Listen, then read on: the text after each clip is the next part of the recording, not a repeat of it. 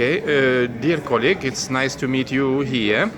And our interest is to know a little bit about education system in your country, in Zimbabwe in particular.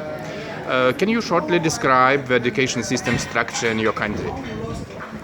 Okay, in Zimbabwe we've got primary education, secondary education, and tertiary education. At primary level, they've introduced ECD, where the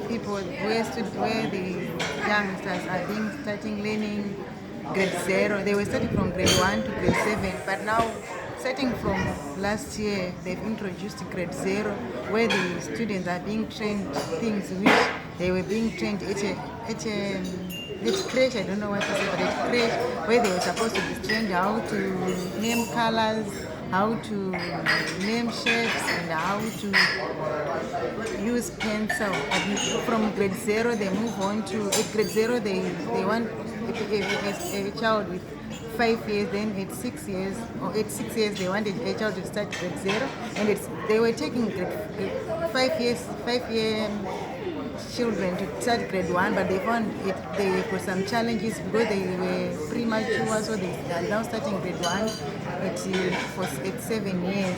So grade 6 they do grade 0. At 6 years they do grade 0, what they will be learning. And then from grade 0 they go on to grade 1 up to grade 7. And at grade 1 up to grade 7 they learn 4 subjects. They learn English, maths, content, and Shona. Shona is our native language, which is being done in Mashonaland, and some little bit of Ndebele.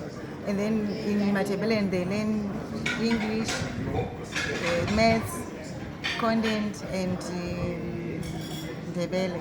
And there's some little bit of Shona so that they can be able to communicate with Shona people. But I think most students are struggle with mathematics, because maybe at grade 7 when they will be tested, they will be looking at maths which is too abstract for them, but at grade 1 they will be looking at maths which will be concrete. They will be using concrete objects, but at grade 7 is too abstract for them. That is subject which is most challenging, and a little bit of content. In content they were learning 4 different aspects like science, environmental science, and geography, so that they will be able to learn what will be done, what is within their surrounding environment. That is what they'll be doing at primary. But at secondary, they do commercial subjects, arts, and sciences. And it's depending on the school. Some secondary, they screen their students when they go on from Form 2 to Form 4. But at Form 2, that is the JC, they are not writing any examination. They used to write an examination at JC, but now they are not writing an examination. They write O-level examination and A-level examination at secondary. But at Form 2, in most schools, they screen the students so that they'll be able to screen those who are good at art subject, they learn on their own, and who are good at science subject, they learn on their own, so that when they move to A-level, they'll be able to do sciences. When they move to A-level, they'll be able to do sciences or arts or commercial subjects. That is what they do in Zimbabwe. But after A-level, they can now go on to tertiary level, where they can choose the degree which they want to do. There are about 10 universities in Zimbabwe where a student can either go and do education courses, or the courses which we can enable the students to go and work in the industry. But because of the status of the economy in Zimbabwe, now people are preferring to do only education courses, like being a primary teacher or a secondary teacher, or going to train as a soldier, or to train as a policeman, because those are the only jobs which are paying now, because industry are not functional. So even if you do your degree in geology, there is no way you can be employed. Like I've gone to another primary training college to look for a place for my sister, is an example. They say they've got given a place to a student who have done a degree, who have got 13 points, and they've got about maybe 10 and I can't remember. Then he was going back to train as a primary teacher after having 13 points in economics, training as a marketing, a degree in marketing, but he go back to train as a primary teacher. You see that the industry is not starting now. People are just leaving their degrees and then training as teachers, like secondary, high school teachers or primary teachers. So that is actually what is happening. And what about students in general? Let's say secondary level, secondary school students. Are they interested, for example, in math and science?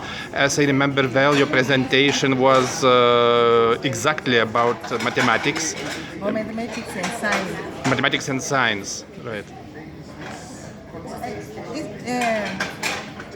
Maths and science is challenging to most of the students, but they are trying to be motivated. Like if you are a lady, you can go and then do some motivation. They send lecturers going to schools to motivate students so that they like science subject, because it's so challenging. You can find out that maybe at A level there are very few students who do sciences, but many doing commercials, and you cannot talk about art like English. Shona, there are many of them. Even at Kazunga University, there are many people who can train for a subject like they go to train for social work, for peace and governance. There are many, because there are a lot of people who can do art, but they are now introducing what we call bridging maths, so that people they don't have maths, they can do commercial arts or commercial subject without maths, but they can come and do those courses. Like they can introduce math at math is a challenge, but some of them, if they are good at it, they like the subject. But some, if it's a challenge, they don't exactly like the subject. It's like challenge to most of the students. Mathematics it's not as easy, it's not challenging as other subjects. Yeah, thank you. And my last question about, let's say, shortly, main problems in education or main concerns in Zimbabwe. Main problems and main concerns. Burning problems, let's say. You know, I was Or priority problems. I was a high school teacher from 1998 to 2009, but I can't remember some of, I don't know maybe the things that have changed now, because I'm now lecturing at a university. But I can't remember the challenges they are now facing.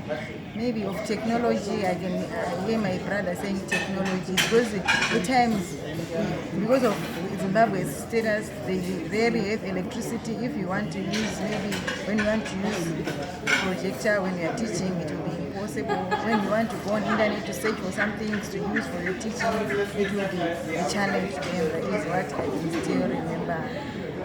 Okay, and as I understood well, you are a PhD student in KwaZulu-Natal University, right? And why did you choose this university but not in Zimbabwe, for example?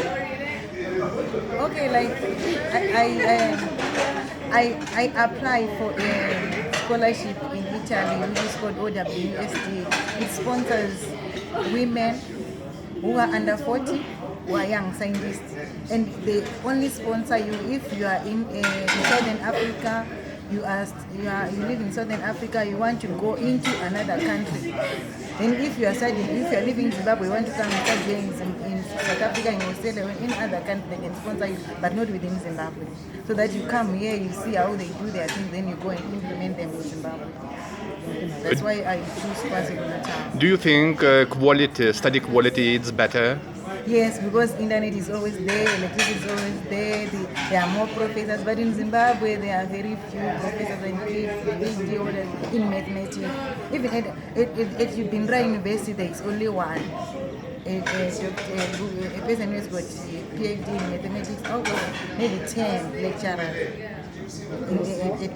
Kazunga University. But at KwaZulu-Natal, almost all of the staff members who are in math education, they are PhD holders, even professors.